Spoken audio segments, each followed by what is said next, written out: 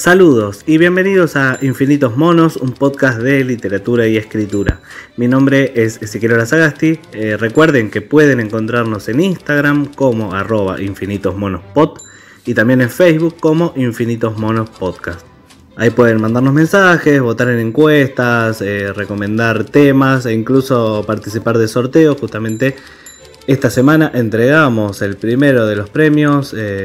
Un librito ya fue para las afortunadas manos de una ganadora y vamos a seguir sorteando más libritos para todos ustedes, con la ayuda siempre de los autores independientes que se copan en esta movida.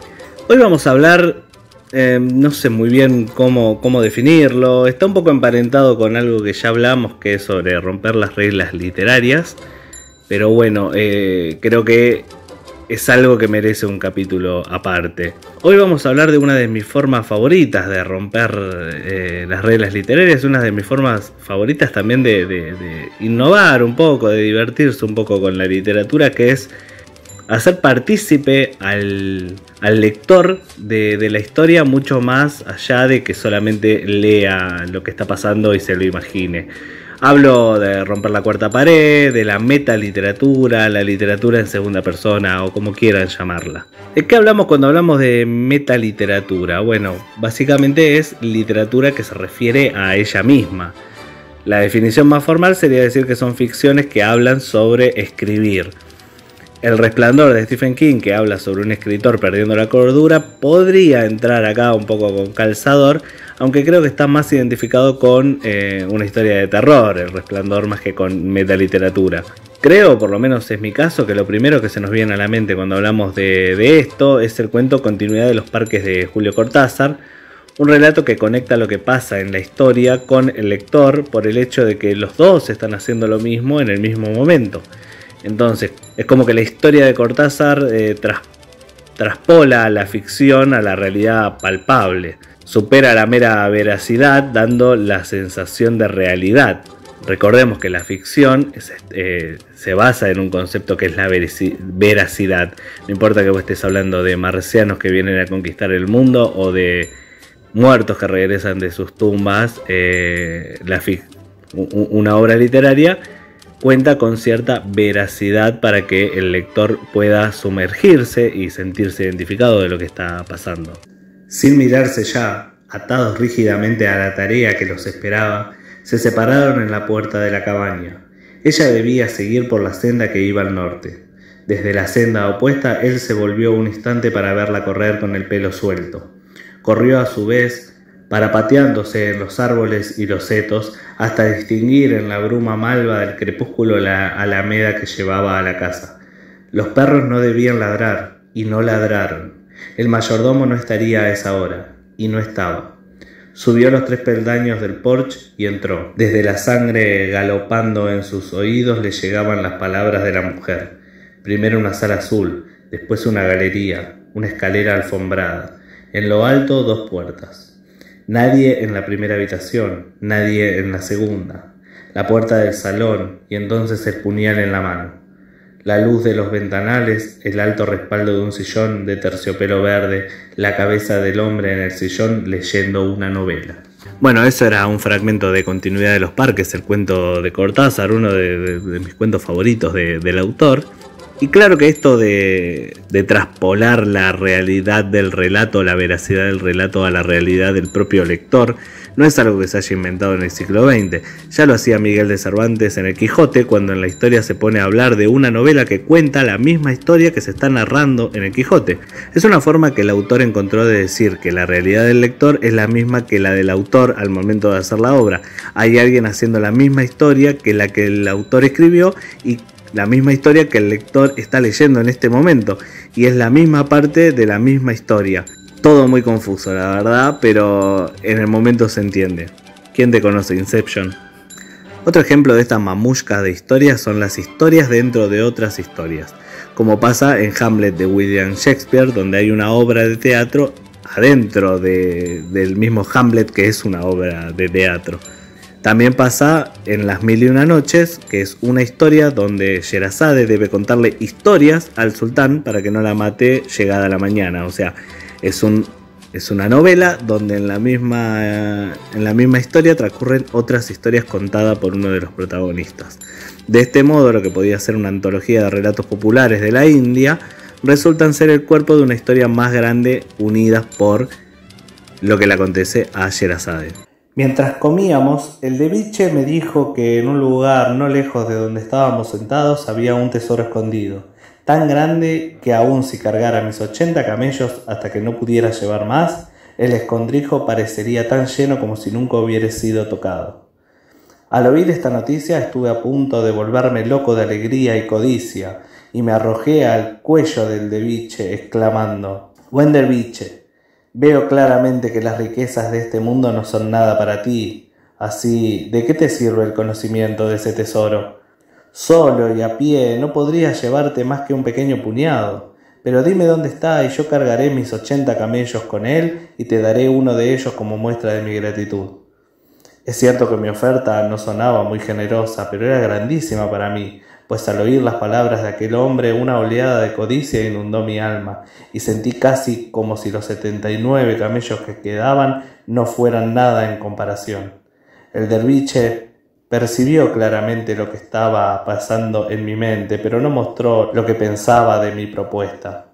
«Hermano mío», contestó con toda tranquilidad, «sabes tan bien como yo que te comportas de manera injusta. Podía no haberte revelado mi secreto y guardar ese tesoro para mí, pero el hecho de que te hubiera hablado de su existencia demuestra que confiaba en ti y que esperaba ganar tu gratitud para siempre al hacer tu fortuna y la mía. Antes de que te revele el secreto del tesoro, debes jurar que después de que carguemos los camellos con todos los que no puedan llevar, me darás la mitad, y luego cada quien seguirá su camino. Creo que verás que esto es lo justo, pues si me otorgas 40 camellos, yo por mi parte te daré los medios para comprar 1000 más». Ese es un pequeño fragmento de una de las historias de las 1001 noches, que se llama Historia de Abdala, el mendigo ciego. Obviamente con estas características de historia al estilo fábula pueden saber que hay una enseñanza al final y que no todo terminó bien para estos buenos personajes. Recomiendo fuertemente que consigan Las 1001 noches. Es un libro muy extenso, aunque pueden encontrar versiones resumidas, versiones de por lo menos los mejores cuentos, como quien compra un CD de grandes éxitos, porque ahí tenemos las historias de Aladín, las historias de Sinbad el Marino, de Alí Baba y los 40 ladrones y muchas más de la cultura popular. Como dije al principio, ya hemos hablado sobre metaficción en otros capítulos de este podcast, solo que no le dijimos metaficción. Pero sí hablamos de autores que escriben sus historias utilizando obras que ya existen. Por ejemplo, La casa de Asterión de Borges, que se basa en el mito del Minotauro. Pero incluso a Borges le han hecho esta jugarreta y han reinterpretado una de sus historias por ahí más conocidas. No creo que la mejor escrita, pero sí una de las más conocidas, que se llama Emma Suns. Y esta obra fue reinterpretada por el escritor Martin Cohen en un cuento que llamó Eric Grieg, que sería una reimaginación de Emma Suns, pero lo que hace Cohen acá es contar la historia desde el punto de vista del marinero sueco con el que Emma Suns, alerta spoilers, tiene relaciones sexuales. Como pasa en muchas metaficciones, una tiene sentido si conoces la otra. Podés leerla como una historia independiente, pero si conoces las dos, si conoces de dónde se nutre la segunda historia para hacerse, qué está reinterpretando, tiene mucho más peso. Todo el mundo sabe que una puta no besa, que para sostener la ficción de su entrega es necesario omitir, por lo menos, 2 o 3 circunstancias: la exigencia del pago previamente acordado, cierto aire de ausencia que se nota pese a cualquier esmero, y la renuencia a besar. Por eso, cuando esa mujer, a la que había elegido en un bar cercano al puerto por percibir en ella algo indefinido pero especial, acercó sus labios entreabiertos a los suyos, abiertos también, pero en el goce, para besarlos, o en realidad para hacerse besar, se sintió Eric Grieg primero confuso, más aturdido aún de lo que yo estaba por culpa del alcohol, pero luego de inmediato se sintió también extrañamente feliz. En medio de esa euforia soltó unas pocas palabras entrecortadas, en una lengua que de todas formas la mujer no podría comprender. Se tensó en un instante en el que pareció de piedra y por fin se recostó, ya distendido junto a la puta que lo había besado. No hubo otra ternura en el pequeño cuarto incierto, más que ese beso que pronto pareció no haber ocurrido. La puta se quedó distante, o más bien triste, mirando las manchas que había en el techo. El marinero se vistió callado, dejó en una mesita todos los billetes que tenía y se fue como si nunca existió estado. Sin nombre, sin cara, sin voz y sin palabras, esa puta estaba, como casi todas, destinada al olvido. A Grieg pronto se le confundirían los 2 días pasados en una remota ciudad llamada Buenos Aires con los de todos los otros puertos y todas las otras putas que los esperan todavía antes de estar de regreso en Helsinki. Hay un capítulo muy famoso de los Looney Tunes, siempre me voy para el lado de las caricaturas a veces si no es del cine, donde el Pato Lucas pelea con la persona que lo está dibujando y esta va haciéndole la vida imposible con el poder que tiene de alterar su realidad. ¿Por qué hablo de esto? Porque es una forma de metaficción también. Así como el Pato Lucas hablaba con su dibujante, hay historias donde los personajes hablan con el autor. Es decir, son historias que tienen conciencia de que son obras. Esto le quita ese factor de veracidad y sin embargo no las vuelven menos conmovedoras, emotivas, divertidas y demás. Un ejemplo de esto es la novela Niebla de Miguel de Unamuno, donde la historia se va desarrollando hasta que el protagonista decide visitar al propio autor de la obra, que le revela que es quien lo creó y quien lo controla. Y es el propio personaje el que discute con el Unamuno, también personaje de la novela, diciéndole que él también es un personaje que está en esa misma novela y es tan manipulable como lo es él, a las manos de el Unamuno autor. Otro ejemplo interesante de esto de personajes autoconscientes es la obra de teatro de Luigi Pirandello, que se llama 6 personajes en busca de un autor. Una obra donde hay 6 personajes que solo están ahí porque alguien los pensó, pero no les dio una historia a la cual pertenecer, por lo tanto es como que no existieran. Eso abre un lindo punto de vista sobre la existencia de las cosas. Preguntarnos si las cosas existen por sí solas o existen solo cuando las nombramos y las pensamos. Por ejemplo, si yo preguntara ahora si existen los unicornios, la respuesta fácil sería decir que no. Pero al instante en que dije unicornio, seguramente todos pensaron lo mismo. Un caballo con un cuerno en la frente. Entonces, ¿los unicornios no existen? Porque si yo le digo que piensen en un cuadrado de 5 lados, eso se les va a hacer mucho más imposible. Otra forma que se usa para romper la cuarta pared es utilizar un narrador en segunda persona. La segunda persona, o sea, hablar de vos, o de tú, o de ustedes en su versión plural, es algo que se utiliza poco en la narrativa. Tal vez se ve más en la poesía, pero la poesía es mucho más fácil para abordar la metaficción. Recordemos que la poesía es más subjetiva, es fácil encontrar poemas donde se habla de yo, y también donde se habla de tú. Además de que tiene otros yates que nacieron con las nuevas vanguardias del surrealismo, del dadaísmo, etc. Como que el lector armaba su propio poema con las letras que los autores le daban o con las palabras sueltas que los autores le daban, que era algo muy del dadaísmo, igual que los cadáveres exquisitos. Pero bueno, salgamos un poco de la poesía. Estábamos hablando de la narrativa. Acá es más difícil mantener la segunda persona. Es que es difícil mantener toda una historia contándola como si le está pasando o ya le pasó a alguien que tenés enfrente. Como si estuvieras contándole a un amnésico algo que vivió y no lo sabe. Italo Calvino usa esta forma de narrador en su novela Si una noche de invierno, un viajero. Escuchemos un fragmento del mismo. Estás a punto de empezar a leer la nueva novela de Italo Calvino, Si una noche de invierno, un viajero. Relájate, recógete, aleja de ti cualquier otra idea. Deja que el mundo que te rodea se fume en lo indistinto. La puerta es mejor cerrarla. Al otro lado siempre está la televisión encendida. Dilo enseguida a los demás. No quiero ver la televisión. Alza la voz si no te oyen. Estoy leyendo, no quiero que me molesten. Quizá no te han oído con todo ese estruendo. Dilo más fuerte, grita. Estoy empezando a leer la nueva novela de Italo Calvino.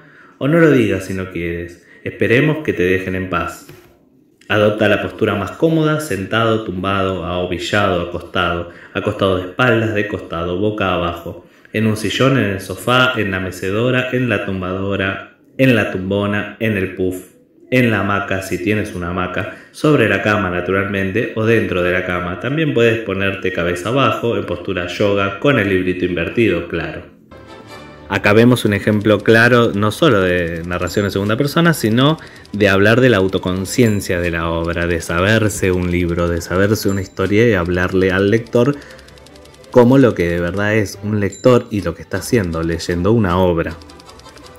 El autor Carlos Fuentes también utiliza mucho la narración en segunda persona, como en su novela Aura o en su novela La muerte de Artemio Cruz. Acá podemos volver a nombrar a Cortázar con sus cuentos en formato epistolar, como Carta de una señorita a París, o Usted se tendió a su lado. A Cortázar le gustaba mucho jugar con las formas de contar una historia. Rayuela no fue una casualidad, como pueden ver. Y en el tema de segunda persona quiero cerrar con una autora llamada Gloria Peirano, que escribió una novela llamada La ruta de los hospitales. Tuve la suerte de escuchar a Peirano leer parte de esta novela en el recordado ciclo Crudo y Cocido del oeste de Gran Buenos Aires, y la verdad que fue una inspiración escuchar esta historia, que me dio ganas también de hacer mis propios relatos en segunda persona. Y bueno, pueden encontrar muchas más formas de metaliteratura y no tenemos que ahondar en textos demasiado eruditos y poco conocidos. Hay un ejemplo perfecto que lo leímos miles de veces de chicos y por ahí no lo estamos trayendo a colación ahora. Los libros de Elige tu propia aventura. Esos libros que te hacían construir la historia. Una cuarta pared más rota que esa no se me ocurre, la verdad. La metaliteratura, la narración en segunda persona, romper la cuarta pared, la verdad que es algo que me encanta de la literatura. Me encanta como forma de escribir, me encanta como forma de jugar con la narración. Es una herramienta que me gusta mucho utilizar. Incluso se usa en cosas más populares de estos tiempos, como los cómics, o que después derivaron en películas de personajes como Deadpool, que habla constantemente con el público ya que es consciente de que es un personaje de ficción. Pero hay que tener cuidado con esta técnica. Los recursos como la segunda persona y la metaliteratura tienen algo que deja una línea muy delgada entre una obra atrapante que te sumerge más en la trama y te hace parte, y una canchereada que hiciste solo para mostrar que podías hacerlo. Así que es una herramienta que se usa no a la ligera. Hay que saber usarla, o por lo menos no abusar de ella. Y bueno, así llegamos al final de un nuevo capítulo de Infinitos Monos, este podcast de escritura y literatura. Esperemos que disfruten cada episodio, obviamente, y que pueden seguirnos en nuestras redes sociales, que son en Instagram, @InfinitosMonosPod, y en Facebook pueden encontrarnos como Infinitos Monos Podcast. Mi nombre es Ezequiel Sagasti y nos escuchamos la próxima semana en un nuevo capítulo.